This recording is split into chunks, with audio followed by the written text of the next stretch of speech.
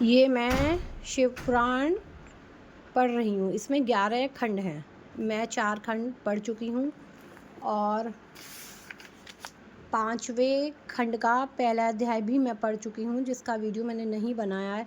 But मैं second अध्याय से नित्य वीडियो बनाना स्टार्ट करती हूँ। ठीक है, अब चलिए आप मेरे साथ शिव पुराण पढ़ने का महात्म्य पढ़ने का स्टार्ट करते हैं। दूसरा अध्याय। ब्रह्मा जी बोले, हे नारद, देवताओं ने शिवजी से कहा है, सदाशिव आप हमारे दुखों को दूर कीजिए। इस समय दैत्यों ने अत्यंत बल एवं तेज प्राप्त कर हम सबको बहुत दुखी कर रखा है।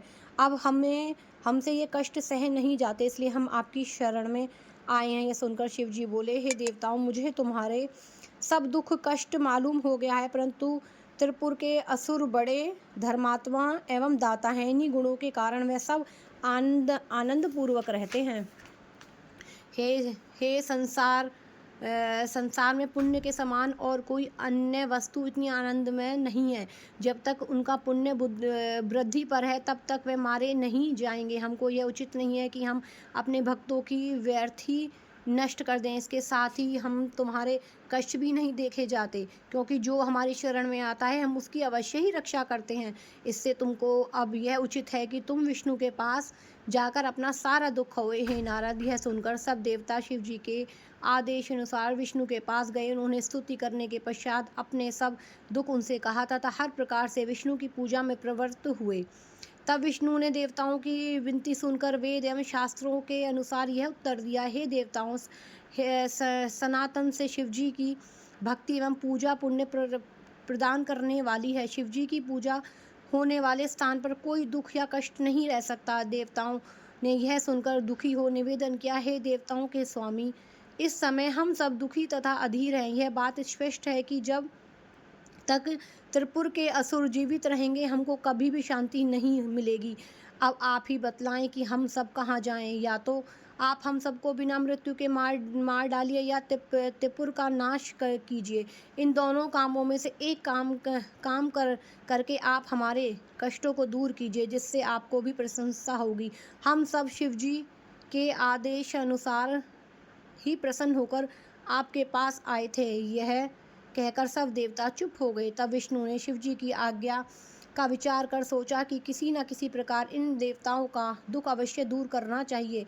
फिर शिवजी का ध्यान धर कर उन्होंने यज्ञ गणों को स्मरण किया। तब यज्ञ के भीतर से मखपति उत्पन्न होकर विष्णु की स्तुति करने लगे। उस समय विष्णु जी देवताओं से बोले, हे देवताओं, अब तुम सब इनकी पूजा करो।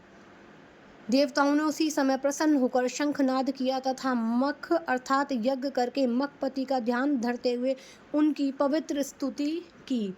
तब मखपति प्रसन्न होकर विष्णु की स्तुति करने लगे। उस समय विष्णु ने देवताओं से कहा, हे देवताओं, त्रिपुरासुर तुम्हारे ऐसे प्रयत्नों द्वारा ही नहीं मारे जा सकते, जिनके दर्शन मात्र से ही पाप नष्ट हो जाते हैं। मखपति उनका क्या कर सकते हैं? वह शिवजी के वरदान द्वारा ही संसार में सबसे अधिक आनंद भोग कर रहे हैं। हे देवता, संसार में ऐसा कौन है जो शिवजी के भक्त का विनाश कर सके? शिवजी ने केवल संसार की भलाई के निमित्त ही अवतार लिया है। उनके एक ही अंश की पूजा के फलस्वरूप देवताओं ने कैसा पद प्राप्त किया है, ऐसे तुम जानते हो। ब्रह्मा ने भी उनकी सेवा करके ही यह पद पाया है, तथा मुझको भी पालन करने की शक्ति तथा बढ़ाई उन्हीं से प्रसन्न होकर प्रदान की है। इसलिए हम कहते हैं कि त्रिपुरासुर केवल शिवजी की पूजा करने से ही मारे जा सकते हैं। हे नारद, विष्णु ने यह कहकर समस्त देवताओं सहित शिवजी के पूजन का आयोजन किया। उसी समय 1 करोड़ पार्थिव शिवलिंग मिट्टी से बनाकर प्रथम प्राण प्रतिष्ठा में आह्वान कर पश्चात उनकी अक्षत, चंदन, सुगंध, पुष्प एवं बेल पत्रों से पूजा की। इस प्रकार विष्णु शिवजी के ध्यान में मग्न हुए। तब शिवजी के प्रसन्न होने से त्रिशूल, गदा आदि लिए हुए असंख्य भूत प्रेतों की सेना प्रकट हुई। उस समय विष्णु ने उन्हें देखकर यह कहा कि तुम सब तुरंत त्रिपुर का नाश कर दो, अर्थात तीनों नगरों को जलाकर भस्म कर डालो। इस प्रकार संसार में तुम्हारी कीर्ति फैलेगी। विष्णु का ऐसा आदेश सुनकर भूतों की सेना वायु वेग से चली तथा त्रिपुर में पहुंच चारों ओर फैल गई। परंतु जब वह नगर के भीतर पहुंची, तब शिवजी की लीला से जलकर तुरंत भस्म हो गई। हे नारद, जिनके मन में शिवजी की दृढ़ भक्ति हो, उनके निकट संकट आकर स्वयं नष्ट हो जाते हैं। देवताओं ने यह हाल देखकर विष्णु के पास जाकर सब वृत्तांत सुनाया तथा वह सोचने लगे कि किस उपाय से त्रिपुर का नाश किया जाए, क्योंकि अभिचार अर्थात हठधर्मी से भी शिवजी के भक्तों को कोई कष्ट नहीं पहुंचाया जा सकता। वास्तव में शिव की भक्ति के ही कारण वह सब दैत्य बच गए। यदि शिवजी हमारी सहायता करें तब हम शत्रुओं के इन अत्याचारों से मुक्ति प्राप्त कर सकते हैं। इसलिए हमें कोई ऐसा उपाय करना होगा जिससे ये दैत्य धर्म से भ्रष्ट हो जाएं।